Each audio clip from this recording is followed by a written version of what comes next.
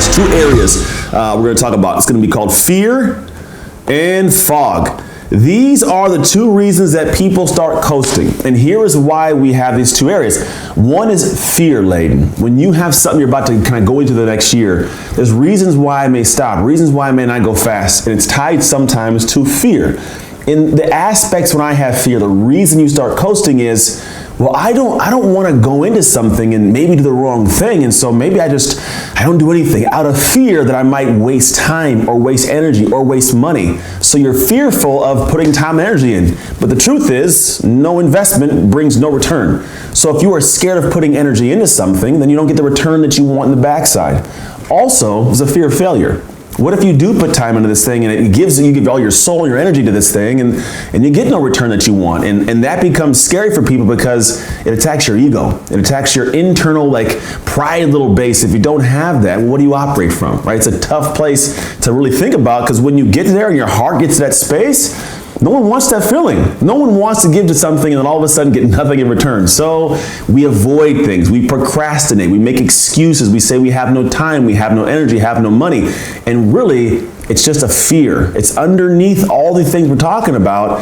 And this is something you got to focus on because if you don't focus on the fear, it will continue on in your life, right? So you got to think that's one of the reasons you might be coasting. You'll say it's something else, but it ends up being something in fear. Then we have the fog. Now, what is fog? Well, if you're driving in a car, you're going some pace. The fog forces you to adjust how you drive. What it does is it makes you kind of slow down a little bit because you don't know when you're going to hit a turn or you might run into something. So in fog, we go slow, hence coasting. Fog in our life is a lack of clarity, right? If I'm coasting, it's because I don't want to speed up. I don't know what speeding up might do. And this lack of clarity, not seeing anything, makes me kind of go at a pace that feels comfortable and it feels safe. But to be honest, if you want to get to the place you want to get faster, you must go faster. So the reason that some people start coasting on the other side, opposite of fear, is a lack of clarity. Not knowing what you're going towards, what it should look like, what you should be doing. And we're in this space right now where we have a collective world fog. No one knows what's coming. No one knows what we got going on. We're all hoping things pan out for the best, but who really knows, right? So we're trying to figure out how do we gear up for a 2021 when we don't even know, are we going to be locked in our houses? Are we going to be able to have our job come 2021? Are we going to have, is the world going to change for small businesses? Are taxes going to go up? Will we have a new president in America? Who knows, right? And because of this fog, everybody says, you know what, I'm going to go ahead and press the brakes a little bit. I'm going to kind of sit back. And this is where I want to have you have this thought in your head as we continue the next piece of this. We've talked about fear and fog, which is tied to the aspects of why you coast. But I want to go to the next one, which is going to be elimination. How do we eliminate this fear and this fog? And if you think about the aspect of eliminating a aspect of something going on, it usually frees things up. There's a great book, I believe it's called, they did a Good to Great, but I think it's actually the one that is, which one? The Groundhog one. Oh, it is Good to Great, I think it is. And in the Good to Great book, it talks about how someone goes into a conveying kind of business where they're creating things. It's really just a big business, and they're finding how can we make this business operate better? How do we get this thing to output more, to make more money, have more time, and be able to grow the business? And what they found was it wasn't about adding anything new. It was about finding the choke point. You find the choke point, you eliminate that choke point. So if we have, say there's going to be a hose here, and it's going to be a bad hose, but I got this hose that runs through, right? What ends up happening is some people have these kinks in the hose. And if you have a kink in the hose, what ends up happening is now you're trying to say, how do I get things to gush and flow through to be able to get the output that I want? But if you got multiple kinks, you can go ahead and turn the water up more, but all you do is still create a choke point. It doesn't help. You must eliminate these choke points. When you eliminate the kinks in the hose, the choke points in the process, it allows a freer flow. And this is how you look at what you're eliminating. What you're eliminating is fear and fog, right? So here's how it looks. If I am scared of something, I must go through a process to eliminate the fears I have. And there's something that I recommend. It is not something that I created, but it's something that I use. It's called fear casting. And fear casting is pretty straightforward. What I end up doing is saying, look, I have something that may scare me a little bit. And what I want to do is find a way to eliminate this fear. So I must cast out past this moment what might scare me, what I might find is a little bit fearful. And I got to say, what could go wrong? If I was to think about everything that could go wrong, what could actually go wrong? You think about it. Well, this can go wrong, and I may lose this money, and I may look bad, and someone may dislike me, and I may hurt somebody's feelings, whatever it is. What are you afraid of, right? Cast it out. Then think about, if this was to go wrong, how would I fix this? Like, how could I actually go in and say, if this went wrong, this was all bad, how can I actually fix this thing? What would be the solution to it? Your brain starts creating a bunch of different ways you can actually solve that problem. And guess what it does? Gives you hope. Eliminates some of that fear. And what it ends up doing is giving you a space of thinking of, wow, if I did approach that and that went wrong, I could do this. Maybe think about going towards this thing. And let's say you go into this thing and you feel something off that you never even knew before was going to take place. At least have a practice of how to eliminate that fear in the moment if it occurs, right? That gives you more hope. That's how you can eliminate the fear of progressing forward. And then it's easy to say, how do I eliminate the fog? Well, you start planning. It's pretty straightforward. There's nothing crazy about this.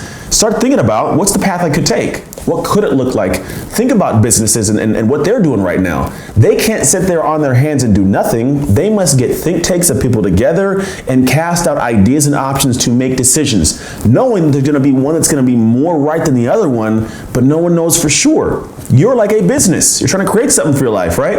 Don't sit around your hands waiting for everything to go off, because what happens is the world's going to start back up. And either you're going to be at a full stride or you're going to be coasting. What I recommend is when you can get rid of this failure and get a clear picture of what you could be doing and start running full speed towards it, like a lot of people and a lot of successful businesses and individuals do, they go full speed. They're in stride. Think about it. Sometimes when you're in full stride, like, you gotta change directions, and you can easily do that. A car does this on a turn, goes full speed. It can turn without having to slow down. But if we're going to get somewhere, the idea is like, what if you're already going at a good tick?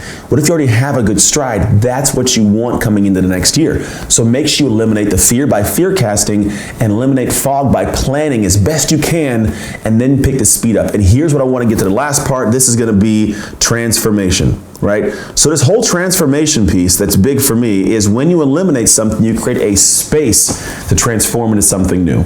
Who you are right now for 2021, you may not know it yet, but you're somebody better. You have gone through some hardships. You've experienced some different things you didn't expect to experience. And what it did is it actually created something for you of strengths and tools that you didn't have before this year started. So you've transformed from, let's say, this person over here who's weak to this big, buff, horribly drawn picture of somebody strong. It's bad. It looks like a Picasso picture. But I drew the arm. You get it. So you've got some strengths that you're not even completely aware of. And what I mean by this is, as you progress into this next stage of the year, I want you to start thinking about, how have you transformed from last year to this next year? What strengths do you bring forwards? Because if you eliminate fear and you eliminate fog, that person gets to be at center stage. That person gets to come out into the world and do something great. But not if you sit there and just think that you don't have any strength and nothing worked out and everything was bad. Even if you didn't succeed at something, you still learned something. It's the great part about how we are as humans. We always have a new chance if we're given a new day, right? So you have this opportunity to transform into this person, and what it does is it transforms your entire life when you actually apply this information. So as you start looking at this next year coming forward for yourself in 2021, don't look at it as, oh, I'm scared and I'm just going to coast and figure out what happened. I'm going to hang out. I'm going to see what goes on. Because I kind of think of this metaphor. There's going to be a point when, imagine you're in a race, a track race, and there's a line of people and the gun goes off. When that gun goes off, some people will be ready to take off and run. Some people will still be tying their shoes. The gun goes off. They look up and go, where's everybody going? You get to choose who you're going to be. The choice happens now, though. You don't wait until later on to figure out. Don't get to the starting line with your shoes untied. Get laced up. Get prepared to be in stride. When that gun goes off, you want to be ready to go. Eliminate that fear. Get rid of that fog. Get clarity. Understand how to mitigate situations if they do arise. And then be focused on, hey, you've got some incredible internal intangibles you haven't even put into the world yet. You got some strengths. Apply them. The books you read, the course you took, the people you talked to, the information you gathered, all these things have been adding to who you are. Now go apply that to the world. be able to take these things at full stride in, you'll find yourself, when the gun goes off, at the head of the pack.